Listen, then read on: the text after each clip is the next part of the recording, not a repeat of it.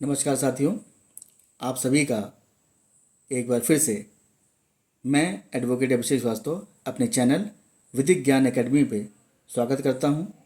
आज का हमारा टॉपिक है माननीय उच्चतम न्यायालय का एक महत्वपूर्ण आदेश जिसका व्यापक प्रभाव जो पिछली सरकारी भर्तियां आ चुकी हैं और जो अब आने वाली हैं उन पर देखा जाएगा। तो आइए जानते हैं कि वो माननीय उच्चतम न्यायालय का आदेश क्या है। माननीय उच्चतम न्यायालय ने गुरुवार को एक अपने महत्वपूर्ण आदेश में इस बात पर जोर दिया है कि कोई भी राज्य सरकार या आयोग भर्ती प्रक्रिया के बीच में उसकी भर्ती के नियमों को नहीं बदल सकता। तो क्या है ये आदेश, आइए जानते हैं। सुप्रीम कोर्ट ने सरकारी नौकरियों में भर्ती प्रक्रिया को लेकर गुरुवार को अपना एक अहम फैसला दिया है। इसके तहत भर्ती प्रक्रिया शुरू होने के पश्चात नियुक्ति के नियमों और अर्हता की शर्तों के बीच में तब तक बदलाव नहीं किया जा सकता जब तक कि नियम इसकी अनुमति ना दें। मुख्य न्यायाधीश श्री डी.वाई. चंद्रचूड़, न्यायमूर्ति ऋषिकेश राय, पी.एस. नरसिम्हा, पंकज मित्तल और मनोज मिश्रा की संविधान पीठ ने सर्वसम्मति से यह फैसला सुनाया है। पीठ ने कहा है कि भर्ती प्रक्रिया की शुरुआत में अधिसूचित चयन सूची में रखे जाने के लिए पात्रता मानदंड बीच में नहीं बदले जा सकते जब तक कि मौजूदा नियम अनुमति ना दें या भर्ती के लिए विज्ञापन मौजूदा नियमों के खिलाफ ना हो। पीठ ने इस बात पर भी जोर दिया है कि मौजूदा नियमों के अधीन बोर्ड निकाय भर्ती प्रक्रिया के लिए उचित प्रक्रिया तैयार कर सकते हैं, लेकिन यह पारदर्शी और गैर भेदभावपूर्ण होना चाहिए।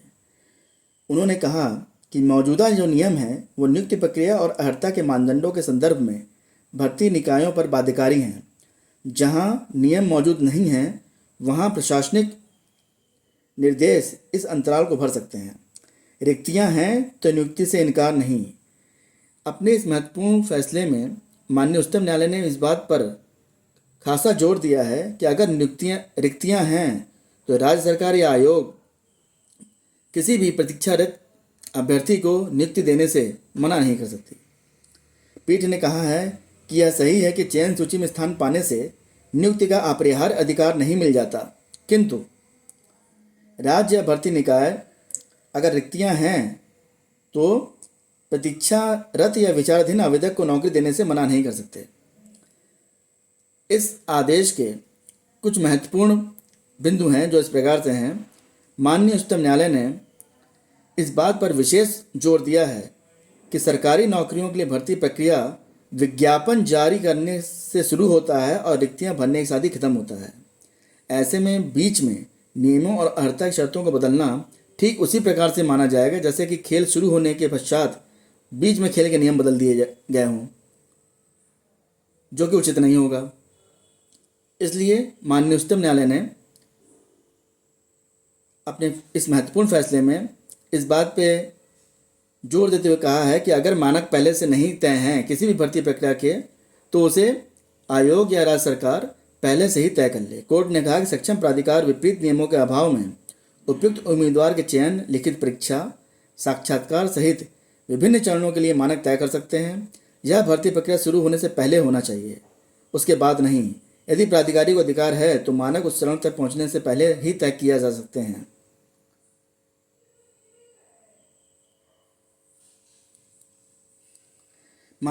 ये पूरा मामला कहाँ से उठा, तो आइए जानते हैं, मामले को भी जान लेते हैं। ये मामला था राजस्थान हाईकोर्ट के 13 अनुवादकों की भर्ती से जुड़ा हुआ मामला है। विज्ञापन के बाद 21 आवेदक लिखित परीक्षा और साक्षात्कार में शामिल हुए, लेकिन नियुक्तियां सिर्फ 3 की ही हुई। बाद में विफल आवेदकों को पता लगा कि हाईकोर्ट ने 75% अंक प्राप्त करने वालों के चयन का ही आदेश दिया था, इसके अतिरिक्त नहीं।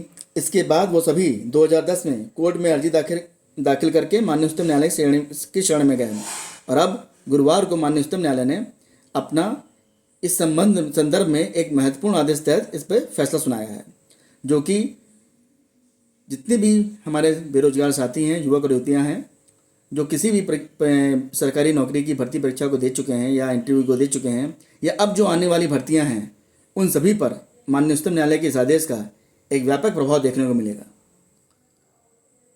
तो इसी के साथ मैं अपनी बात समाप्त करता हूँ और आप सभी को हृदय से आने वाले भर्तियों के लिए शुभकामनाएं देता हूँ। आप लोग मन से लगे रहिए और तैयारी करते रहिए।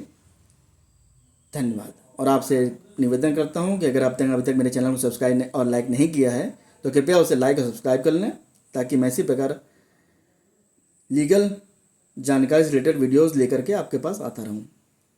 धन्यवाद।